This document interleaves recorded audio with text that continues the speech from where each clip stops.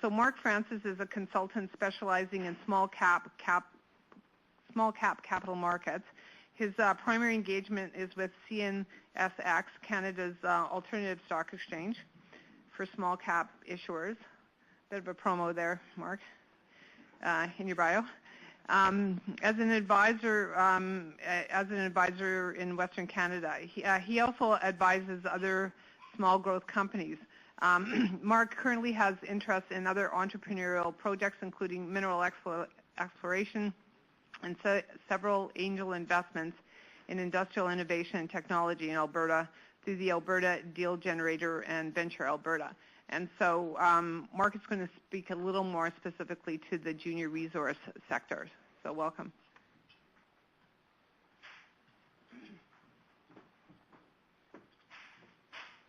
Thank you very much, Barbara, and thank you, all of you. I've organized boutique conferences in Winnipeg, where I lived for 27 years. I know what a job it is to organize, and a lot of events. It takes a lot of energy to an effort to arrange an event for those of us to attend. So thank you, Barbara and PDAC, and to all of you for taking your time out on a Monday morning, which is when you try to launch. A couple of preliminary remarks. You'll note that I have ATSs and pay for order flow here. That's because it's a key part of HFTs, and spend a little bit of time on pay for order flow in a moment as well. I would just tell you by way of background that while a significant portion of my work is for CNSX, you will note that not all of my comments are to the advantage of Pure, which is owned by CNSX.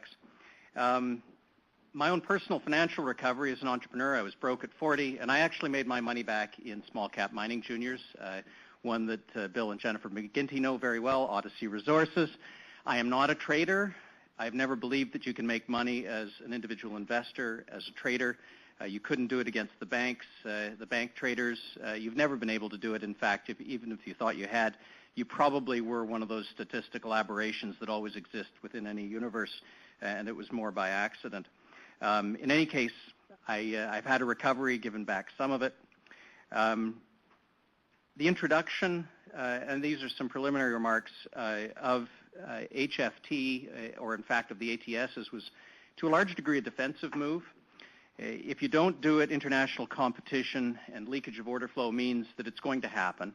And if we try to eliminate it here, you bet your bottom dollar that the bank dealers will go back to making a nickel or 10-cent spread when you try to help your mother with her 500 share order for Bank of Montreal, and they'll make a fatter margin again, and they'll be offsetting it in the international world where an ECN, or as the Americans call them, or an ATS exists, and they'll have algos and HFT doing that. So international competition means that it's kind of here to stay. Interestingly, in most cases, the reality of the results has been mirrored by the preliminary hypotheses, but there has been collateral damage that was not initially thought about. The exchange trade fees are raised. Actually, total trade fees earned by exchanges has been declining, and been declining fairly steadily, but some are paying more than they used to, and in fact, in our case, this is a very serious issue, who those some are. The market impact on small cap and retail is not as large or as bad as many believe. In some cases, it's actually been beneficial, at least for retail investors.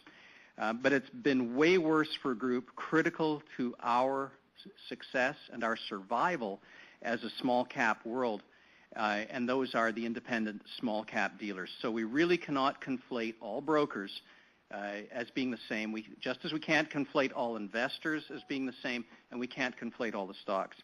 Finally, you know my conflict of interest. Yes, 50% of my time goes to CNSX, has for 10 years. I'm also active in the small cap space.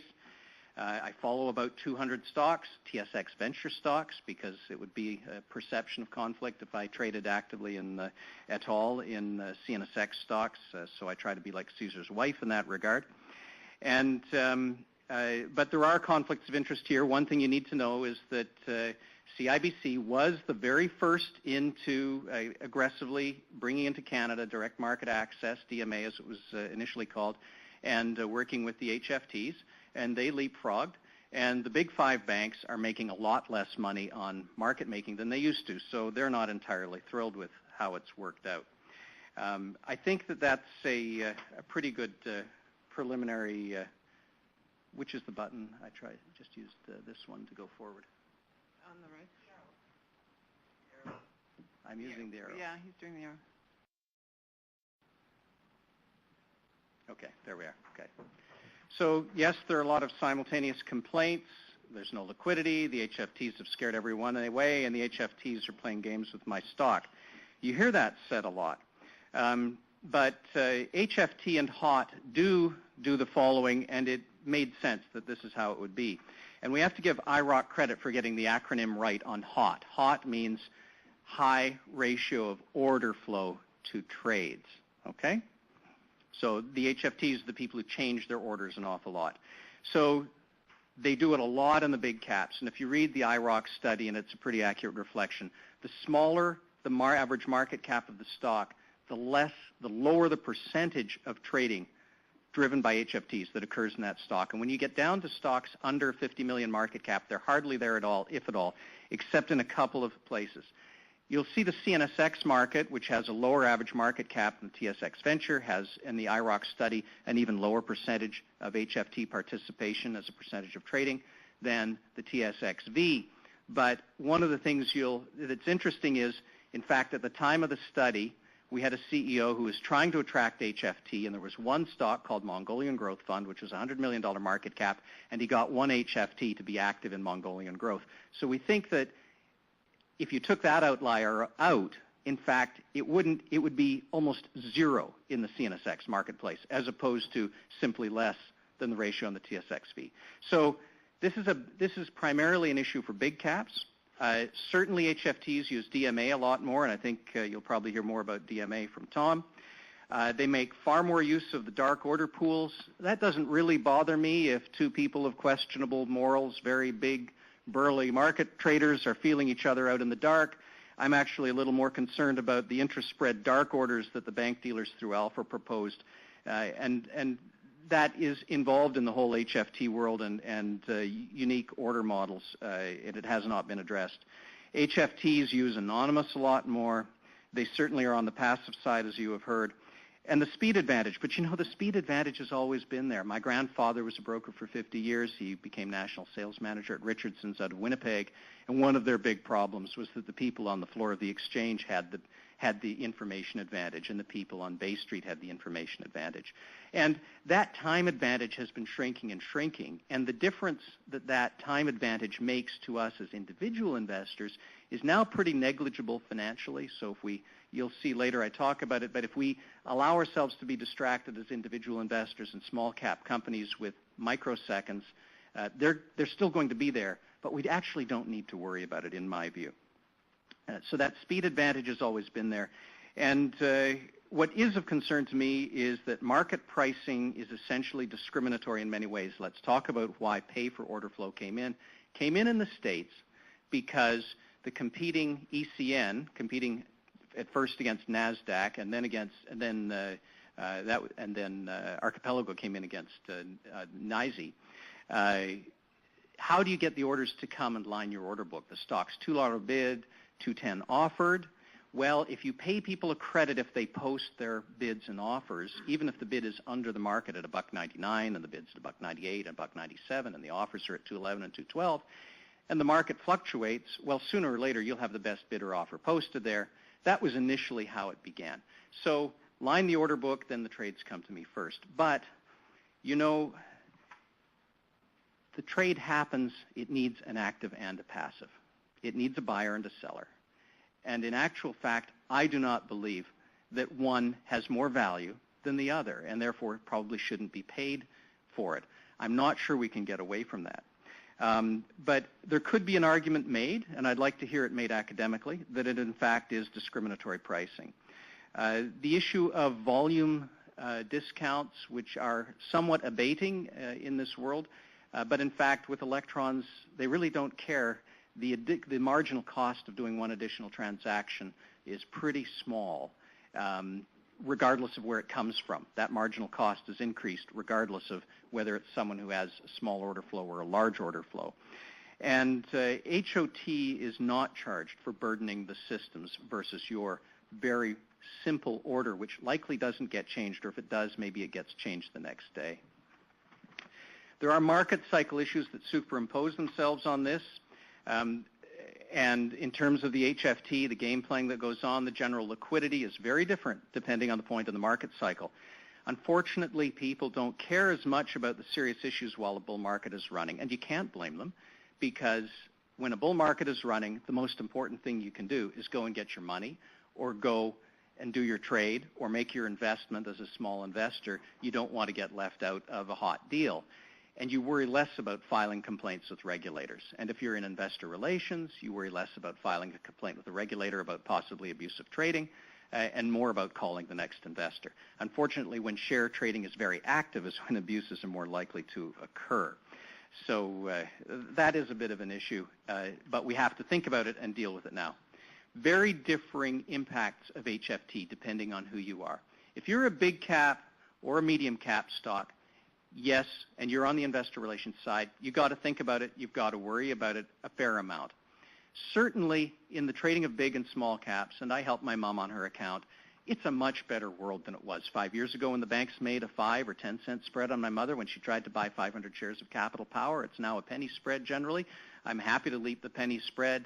The discount broker is charged a tiny fee because my mother's account is active, and she actually has a lower cost of buying. So, you know, this is a good thing for retail investors. It's not so good, but it's not bad for the bank dealers. The bank dealers have seen their trading desks not make anywhere near as much money. And, you know, I'm sure our hearts bleed for them, but don't worry, because the bank dealers have the biggest influence on the regulators. I don't think we need to worry about the banks. It's terrible, and we'll get into more detail, for the smaller independent dealers in a host of ways. And we need to worry about this, and worry very substantially, because the bank dealers will not be our friend when it comes to raising capital. There are lots of faces to the bank dealers, but you and I know that they're not going to do the small cap financings and the small cap IPOs, and therefore we must worry about the impact that this has on the smaller independent dealers. And of course, in small caps, the bear market effect is minimal, except when funds go to sell. And let me explain. They used to call you when they had 2 million shares they needed to get off. It almost never happens anymore. Of the 200 or 300 CEOs of small cap mining companies I talk to, they almost never hear from the institution anymore. Why? Because the correct way to do it now inside the institutions is to plug it into an algorithm which uses HFT and let her rip. And I'll talk a little bit more about the additional issue that creates. The institutions are actually the ones that are extraordinarily frustrated by HFT. Small investors are frustrated because they see things happening, but if they distance themselves from whether they're paying $25.49 or $25.51 for Capital Power, well, it's not there right now. Yeah, my mom's down a little bit on that one. But you worry about your long-term 2-year hold, then you're not going to worry so much about it. And there are strategies in the small caps that you can engage with. Another serious issue, though, is the problem that the retail market order has. And understand how a small cap broker has to function. He has to be able to call a client, convince the client they want it. Okay, the client now wants to buy your stock. He enters the order. No, I don't want you to put in a market order. Why? Because the dealer is getting charged an awful lot for entering this market order. Now try to imagine what it's like for a retail IA who has convinced someone to buy the stock, and now they have to explain the whole pay-for-order flow and the splitting up of their order on multiple exchanges and the costs that incurs. And if you'll just please put your bid a penny under the market and wait and be patient, and 90% chance will get filled if we wait for 2 or 3 days, and it'll all be filled on one trade, on one exchange, because the market routers do have an ability to send to one market. If it's not a market order, they can preferentially route. You can't expect that. So we've really got a complication with the retail market order. So part of the bigger picture, we've got intense bankification and institutionalization of the investment industry, which is exacerbating the HFT issues. And the bankification of the investment industry, combined with HFT and multiple ATSs, is hurting the independent dealers that are so important to us. And still working on some background. The value of our orders in the small caps. There is no market without us, those of us who are actually making the investments. There is a market without the HFTs. By the way, there is a market without the bank dealers, too, in our marketplace. And it'll continue to exist. But our brokers are penalized with active order charges for handling our simple orders that do not burden the system with extraordinary message traffic. Are there games being played in the small cap space? Yes. They're generally not the big HFT players. They are time-honored games in new guise. They're the old day trading shops using algo and HFT. They're using layering, spoofing, quote stuffing, abusive liquidity detection. There are a bunch of names. It's the same old games played in a different manner. And if you think it's happening in your stock, call IROC. You know, too much of IROC worries about complaining about a broker or issues like that. If you think abuse is happening in your stock, there are the contacts. I'm leaving it up there for a bit so that you can write them down. Call IROC. Ask for an investigation into the trading of your stock. That's what they're there for, okay? So what does the institutional activity look like in our space? Buying, when it returns, it's going to look a lot like it did before. They're typically going to do it by private placement. Not always. They will, in the more active stocks, invest, and they will use an algorithm when they do, and it'll entail HFT. And the HFTs will probably help narrow the margin a little bit for everyone who's playing in that game. The big issue is when they've got a block for a sale, and especially in a bear market.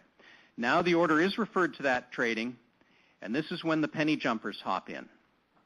And the CEO and the portfolio manager has not called you, the CEO, and told you there's a large block. And the penny jumpers hop in, and it's a race to the bottom. Why does that institution have to sell? They're hit with a very large redemption order, and they've got to sell a bunch of stocks. And in particular, they're selling the one that just had good news because that's the only one where there'll be any bids whatsoever. This is typical of all bear markets, but the institutionalization and bankification of our capital markets combined with HFT have made this issue far worse for us as a small cap space. We already had far higher beta, far more cyclicality than more staid investments.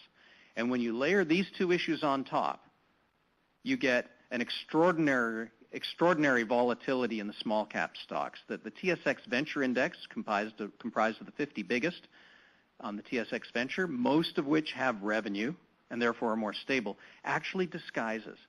The real damage of them on the microcap juniors is horrendous. I think the median is down about 90% from 30 months ago. And that is to a large degree a function of this hypercyclicality that's driven by the bankification and the institutionalization combined with HFT, layered on with algo and HFT. So we have some structural issues, and we've got a small number of very large funds in our space that are exacerbating the HFT issue. Redemptions become killers.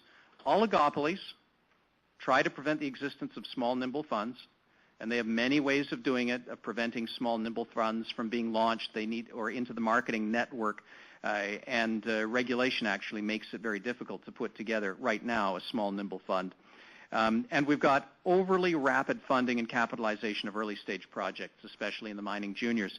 Why is this happening? Let me run you through the scenario. You've put four drill holes into a project, and the geologist and the geophysicist together were right. You've made a discovery. Thank you, Bill and Jennifer. I hope to get a laugh out of that. They both had the same result. 4 drill holes. And it used to be that you'd say the geologist and the geophysicist and the CEO would put their head together, we should drill 6 more holes, costing about $400,000. But you go to the very big flow-through fund or the very big institutions, and you say, need to fund $500,000. My market cap is $4 or $5 million.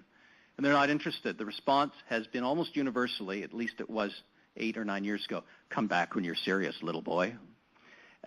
So what we learned pretty quickly, we came back with the 40-hole drill program, right? $5 million. We're serious. You got funded.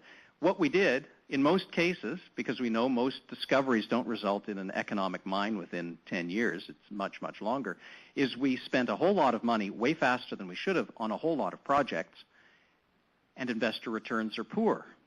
And now these investor returns are poor, and the redemption wave starts, and the redemption wave is handled by algo and HFT, exacerbating the volatility. So you can see how this cycle is a really difficult issue for us. The HFT and ATS impact on independent dealers is disproportionate to the bank dealers. The cost of connecting to each platform is pretty much the same. The cost of introducing the technology is similar, but if you're a smaller dealer with a smaller revenue base and perhaps tighter margins, that's really damaging. The data file charges are also increased disproportionately on small cap dealer and independent dealers. Why? Because they can do less internal order flow matching, so they get caught into the process of splitting up their orders, and the data file charges for these independent dealers have become proportionately larger. But their clients are real. They're smaller without knowledge or access to algo, and the market doesn't exist without their clients, yet they're the ones carrying the burden of the fees.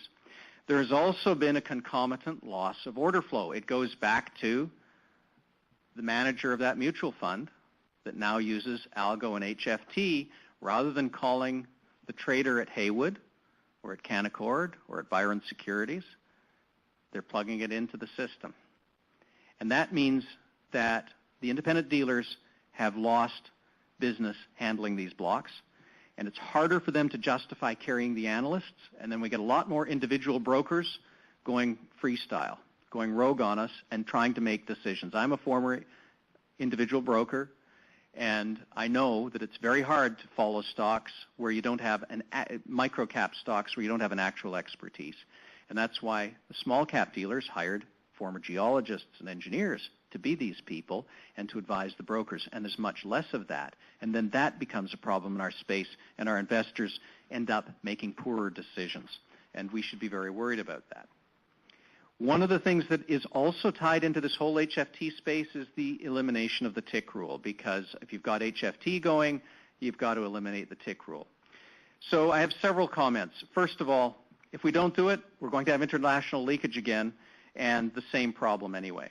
The actual research shows that it's not been a problem. The waves of selling have not generally been short sellers. It's been institutions faced with redemption orders, or in my case, I blew off one position of a company that I kind of liked and I felt badly, but I could get a private placement. It was a Salvation private placement in a stock that had been really beat up, so I needed out. And I was the guy forcing the market down, and I heard the IR guy saying, the shorts are at it again. I said, sorry, George, it's me. And I'm not shorting, I'm selling my position. The ratio of short trades in the study that IROC did during market declines actually declines as a percentage of trading. And you would think that that might be logical. What we don't know is if it has declined to the same degree in the last down cycle as it did in previous down cycles. Maybe someone has that data. I think it would be an interesting comparative. Regardless, CNSX has requested that IROC review short sales in small caps, as we doubt that all of those short sales have been done with pre-borrowing in advance, as is required under regulation. Again, if you think that there is short selling going on in your stock, probably by HFTs, without the stock being pre-borrowed, call IROC. If you didn't write it down the first time, write it down now. So all of these are issues that are inextricably linked with HFT. So let's move towards solutions. Market structures that individual investors and small caps will trust and will not disproportionately hurt our key participants, which include the small cap dealers. We need some small dealer regulatory changes in this regard. I would suggest modifying execution requirements for smaller dealers. Everyone is currently required to get absolute best execution, even if it means splitting up a 1,000-share order on a $15 stock to get a penny better on 100 shares. I mean, think about that. Think of all the effort that has to go in. But they're not allowed to include the cost of execution in getting best fill. Why is this important when we're talking about small caps? Well, our small cap brokers actually depend especially in bear markets when they need to survive, on the trades in the big cap markets. So this is still an issue for our small cap dealers and for our survival because we need them there during the 6 or 5 out of 8 years when funding of small caps is reasonable. So we need to modify execution requirements for smaller dealers who are generally not acting as principals in trading against their clients to allow for a best efforts execution instead of a best execution. And to permit the cost of execution to be considered in that. Because you know what? The clients are going to end up paying it anyway. The client relationship model introduced by IROC and the IROC overregulation, and this is a sidebar I'm taking advantage of, is strangling individual investor participation. I think it's an issue that PDAC really should address. And I would suggest that hot trades should be charged more for IROC surveillance because they're just whipping around, and IROC is having to spend capital on computer systems and updating of technology in order to continue monitoring all of this. How about a hybrid call auction market? We actually have a bit of one right now. The opening of the market is a call market, and the closing is a call market. I believe the Seoul Exchange in their small cap space up until just 8 or 9 years ago was predominantly a call market, then run by a couple of hours of auction market, but I would stand to be corrected on that. An intraday call market would significantly discourage HFT activity. Essentially, all orders are suspended for a brief period of time. The orders come in, and you get a balancing, and then everything that can trade at a midpoint trades. That's it in sort of broad, unsophisticated terms. By the way, that would bring back a market order. If you're a retail broker and you tell the client, you know what, let's wait for the call round at 11 o'clock Toronto time. I'm in Calgary, 9 o'clock, and I'll put your order in as a market order during the call rotation that occurs at 11 o'clock. Now, I am not a market structure technocrat. I'm sure that what I'm suggesting isn't precisely correct, but I'm told by those who are that it could be done in broad terms. We could even have 2 intraday call periods, and that would actually really throw a bit of a spanner in some of the HFT activity that is destructive. So, but my question is, the small cap markets have many small investors. Would Canadians and their IAs make the transition to a market model with which they are somewhat unfamiliar? I think what will help us with the HFT issue is encouraging smaller capital pools. We need to simplify regulation for boutique funds, subject perhaps to some template structures, the way the JCP and then the CPC program was so successful in its day. I say in its day. We need to allow private placements to non-accredited investors. I, in a submission to 3 commissions, said that I thought that non-accrediteds should be allowed to buy a private placement if it's $10,000 or $15,000 and handled by an independent broker who is subject to KYC, Know Your Client.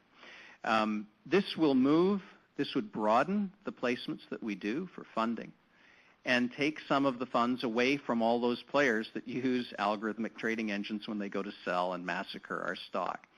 But I also think it's as a sidebar again, I guess it is a second sidebar, sorry Barbara, I believe it is a point of justice that individual investors who are not the Bay Street insiders or the extremely wealthy don't get to buy wholesale. They have to pay retail, all for a 4-month hold in a public stock. So let's not call it fraud when somebody out of feeling hard done by said, yes, I was accredited. And yes, that's gone on, and no, people shouldn't do that. But that, in effect, is not financial fraud. That's an individual saying, hey, the system's stacked against me, so I'm going to blink. I think we need to change that. And there are some other regulatory changes that we can deal with. I just want to go back to those small boutique funds, by the way. They would be large enough to have a bit of sophistication in dealing with trading issues, but small enough to care about your $500,000 or your $250,000 private placement.